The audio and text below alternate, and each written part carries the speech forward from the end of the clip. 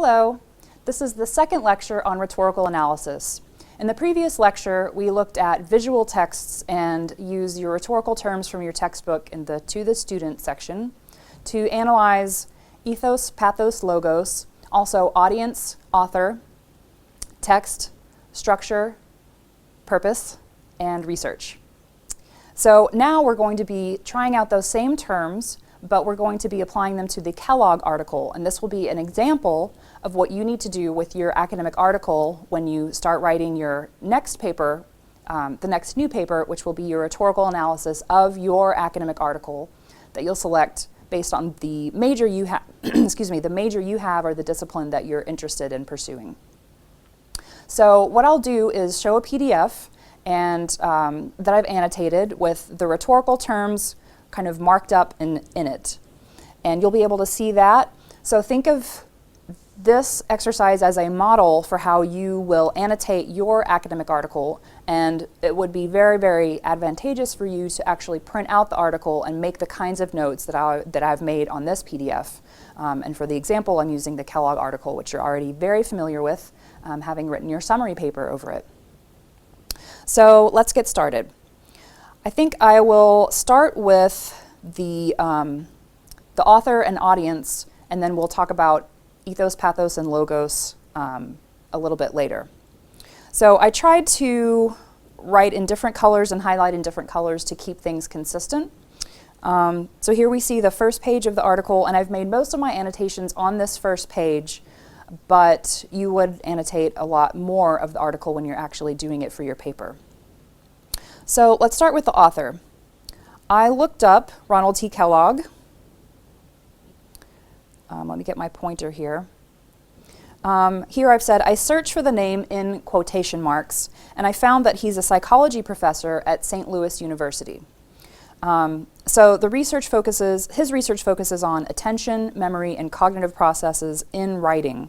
He's also published a lot. He's written 3 textbooks and lots of articles. So this was interesting because this article, even though it's about writing and composition, which is my field, it's actually written in the style of a psychology article, which is his field. And we'll see what that means in a little bit when we look closer at the text. So researching the author, their background, and the university they're affiliated with will help you understand who the author is and what kind of experience and expertise they're drawing on.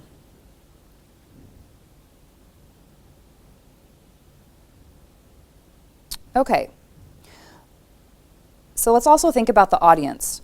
So the author always needs to be thinking about an audience, and for an academic article, that's usually a pretty narrow audience that's made up of other experts that write about that particular topic. So we'll see that the word choice this author uses when composing this article or this chapter, it shows who the author thinks his audience is, and that means the words that he thinks his audience already understands, otherwise he would not use them or he would explain them. So let's look at some examples. In the yellow highlighting, I've highlighted some words that you could say are kind of a high level of terminology. So words such as cognitive, representations, adeptly, acquisition, enumerated even. So we might think of these as maybe college level or graduate level, postgraduate level terminology that he's using but not explaining because he knows that his audience has the same high level of education that he does, which is probably a PhD in psychology. He'll also be using more psychology-specific words for his audience.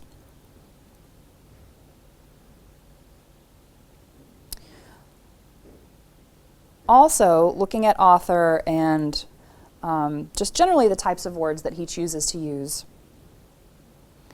I've noted down here, the author uses a dry academic style. This is typical of psychology writing. So it's true that it may not be very much fun to read, but it communicates the information clearly, even though this information is pretty difficult.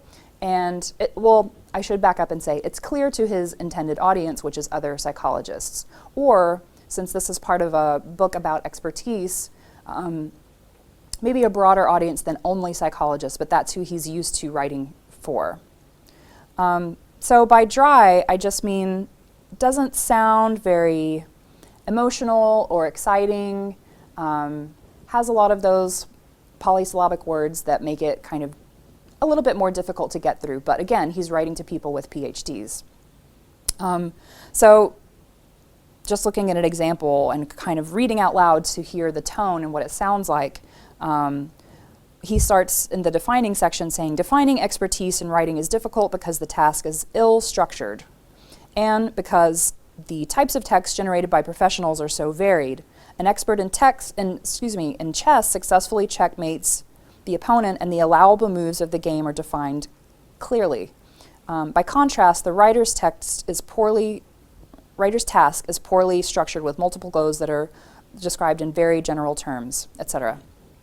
So this is not like your magazine writing or your blog writing or even writing in different disciplines, such as literature, which might be a little bit more artfully stated. And that's because of the author's background and who he's writing to.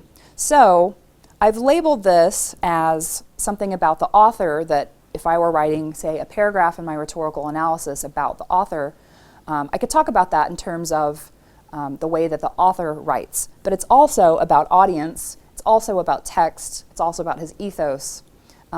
So I want to keep stressing that these terms overlap and that you don't need to worry too much about, if you're thinking about paragraphs in your paper, which paragraph it has to go in, because it can go in multiple paragraphs.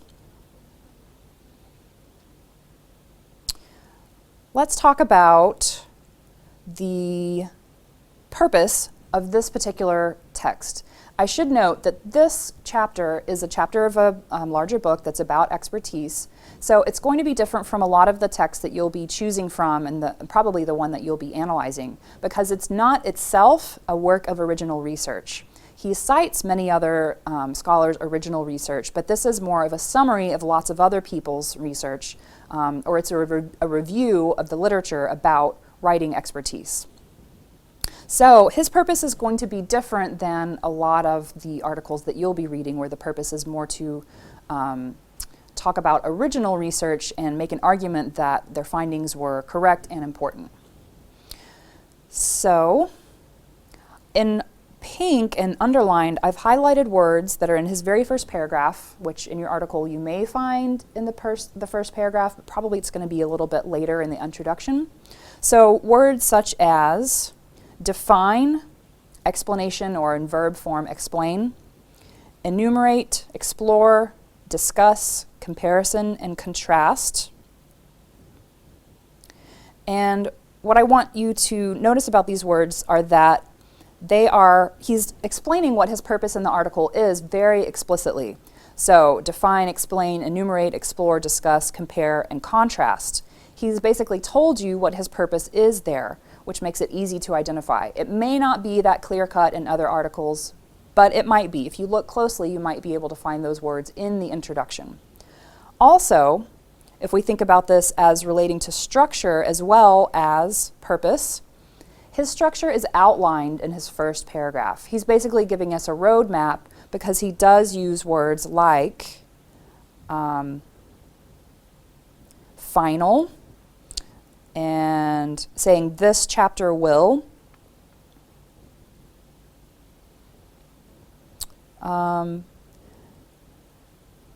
Let's see, this chapter will and this chapter will open with the question, then are enumerated, and then in the final section. So he's giving you very clear directions for the order that the article will follow. Again, you may or may not see that in your articles, but what I'm saying is read very closely, especially the introduction, and you may find a lot of clues and a lot of really important rhetorical features to talk about in your analysis. Okay, so on the first page, I've already talked about audience, author, structure, purpose. Here's a little bit more about purpose. What he says in this area is that, again, he's reiterating what the chapter is about. He says, the focus of this chapter, therefore, is on the common elements of professional writing expertise. So, again, I've reiterated that in my comment. the purpose is the common elements of professional writing expertise, but he's saying it's not a purpose that's outlined above. In this paragraph, if you read closely, you'll see that he's saying this topic is related to others, but I'm leaving those aside for the purposes of this chapter. I'm limiting it to common elements of professional writing expertise, not the other things that appear above that statement. All right, when we're talking about purpose and structure, in this particular article, if you're talking about the logos, the outline of the logical argument or logical structure of this article, it's laid out very clearly for us. So in this note, I've said, in this case, logos can be described as the combination of the structure and the purpose. In this article, it's a very clear layout, and it's clearly written to inform rather than persuade. So again, these clues in the first part of the article can really help you, understand what this article is going to be about and how it's laid out. Since I've gone over to talking about logos, I'll also talk about how the Greek terms, ethos, pathos, and logos, the rhetorical appeals, function alongside with and overlap with the other terms like author, audience, and structure. So the same terms that I highlighted where I said we could tell who his audience was based on the complexity and the education level of someone who would need to understand these terms highlighted in yellow. This also tells us something about his ethos. In this note, I've said that he's demonstrating a high level of education and his own intelligence by the word choice. So the word choice tells us something important about the ethos of the author, a way of demonstrating his credibility because he has this high level of education and he understands words like this. But it also tells us something about who his audience is. The word choice also shows who the author thinks his audience is. So this is another example of how a single textual feature can be described in multiple terms of rhetorical analysis. Another thing that we can say about the author's ethos is that I've characterized it as distanced, formal. It's very academic, so he's not using words like I or we very much. He also shows concern for novice writers, and I'll tell you why I've said that. So in the very last sentence of his introduction, it reads, "Much remains to be learned, but the lessons from the state-of-the-art research literature can be helpful to aspiring professional writers." I've highlighted that because he's avoiding first-person pronouns like we in order to sound more distanced. He's not really referring to people in the process of research. He's saying instead, much remains to be learned. This is an example of passive voice, and it's often used in the sciences and the social sciences like psychology to avoid referring to people in the process of research. This makes it sound more objective. Like, there is material to be learned out there, and we just need to access it, instead of talking about we as people or the research as something that we would need to really form a close connection with. It's just out there, and we need to be, we can objectively access that research. Also, so you can describe that in terms of tone also, that it does sound distanced, formal, and academic because he's using, he's definitely avoiding I and we also. He also shows a kind of credibility which is concerned or being helpful because he's writing this chapter to help out novice writers. And you can say that because he's saying this literature can be helpful to aspiring professional writers. So he's reviewing the literature and what we know about the way professional writers have developed their skills, and he's doing it for the purpose of helping out people who aspire to be a professional writer. So his credibility is not only very educated and academically credentialed, he's also concerned about other people and he wants to be helpful to them. So he's kind of empathetic too, you could say. Okay, so we've looked at ethos and logos in this section. It is hard to identify appeals to emotions, but I have a couple of notes about that later in the document. So just to continue on this first page, and again, you won't just need to mark up the first page on your article, but you can tell a lot of information on that first page. Let's look at research. So that's another one of your rhetorical terms. And like I was saying, this chapter is different than most of the articles that you'll be looking through and probably writing about for your discipline, because it's a review of other people's research. As I've said in this note in blue, this relies on the research of others. It's reviewing the research of others. It's not an original contribution to the field. So I can tell that because of all the citations that this author makes, not only at the beginning of the article, which is very common for other research studies, because they're presenting their original research, but first they're demonstrating that they're credible because they have done their homework and looked at the research of others in order to find out what is already known, but what is not known, and thus the space for their own study. So this is one of the first citations, and you'll notice it's an APA format, but there are several others throughout the article and just below this one. So this is a section that is talking about the cognitive demands of writing, building off of the work of Hayes and Flower. So you can just see, I've highlighted in blue, all of the citations that refer to other people's research. So that's something that you can talk about when you're analyzing research in your analysis paper. And you can do things like count the number of citations, talk about where they appear. Also under the heading of research, you can talk about the citation style that they use, which is APA, as I've said. And yours may or may not be written in APA.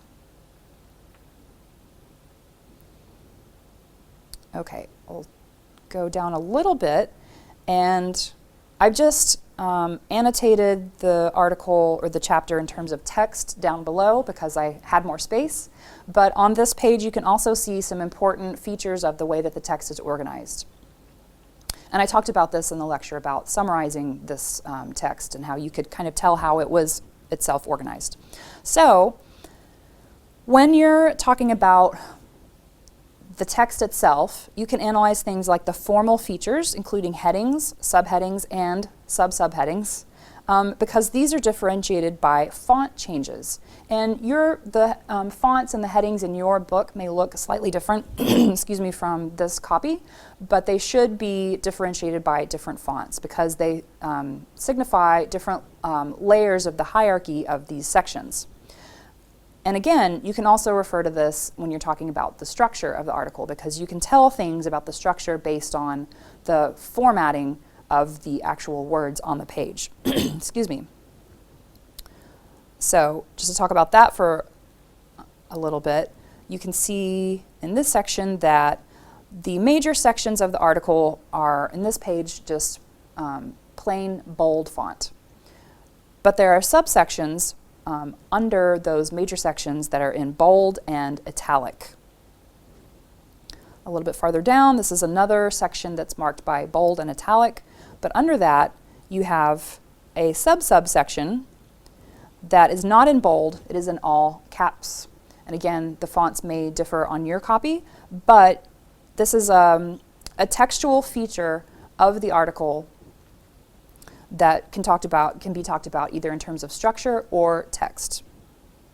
And I'll just point out another one that's easier to identify if you've looked at many different kinds of academic articles, which will be a good reason for you to look through the other articles so that you can say something about what's not in your article, which was a choice depending on a lot of factors, but it does appear in other types of research. So in this article, if you're familiar with how other articles look and are formatted, you will notice there is a lack of images or visual displays of information. So this has no charts, graphs, or tables.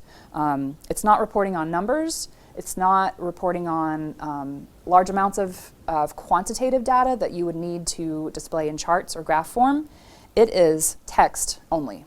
So this is something particular to this kind of research, not just in psychology, but this kind of review. This is also related to audience. So if you think about other types of text, say something in a magazine that may be about the same topic, a magazine writer might read this chapter and decide, hey, a broader audience should really know about this research and how you can become an expert writer. They would probably make several different kinds of choices in laying out the text because their audience might need to be attracted or drawn in and also kept reading by some more interesting visual features. But this audience is professionals. They have selected this book for a specific purpose. They don't need to be, as I've said here, they don't need to be attracted or retained by images or cool design features. This looks boring because the people reading it have a strong reason for reading it and don't need to be drawn into it the way that a more broad readership would need to be persuaded to stop in the magazine and look at this article instead of the one on the next page, or to compete with the more visually appealing ads that are in the magazine. I mean, they still do want you to look at the ads in the magazine, but the text needs to stand up to them too. Okay, just a little farther down. Something else we can notice and talk about in terms of research is that in this type of article, which is common to psychology, they quote, the author quotes sparingly, not very often. He mostly summarizes and paraphrases the research of others. So when he does quote, it really stands out. So this is a direct quotation from Flower and Hayes' article. The direct quotation is pretty short. It's just that a writer caught in the act looks like a very busy switchboard operator trying to juggle a number of demands on her attention and constraints on what she can do. The author had a good reason for quoting this particular passage. It's visual. It's in simple language. It's basically making an analogy or a simile. So it's something that, well, at least in 1980, people could visualize pretty well as a switchboard operator, comparing that to the way that a writer's mind is functioning. A little bit farther down, I did want to point out something that may be particular to this article. So in green, I tried to highlight ways that we can talk about the appeal to pathos, appeal to emotions. In this article, it has a heading called Managing the Emotional Challenges. And in writing, you've probably already encountered this, and you definitely will in this class. There are emotional challenges to writing as well as cognitive ones. I just wanted to point out that discussing emotions is not the same as appealing to emotions. So the author of this article, I would argue, is not trying to make you feel frustrated or sad or angry or fearful the way that other types of writing might do. And again, that's to draw you in and keep you reading, or trying to persuade you to do or think differently. This author is informing you about how to manage emotional challenges, not trying to appeal to your emotions or draw on your emotions, because again, the style is pretty dry and it's meant to just inform you about what other professional writers do to manage their emotional challenges. All right, now we're at the very end of the article, so you can see the references page here. That's how you know you're at the very end of the article.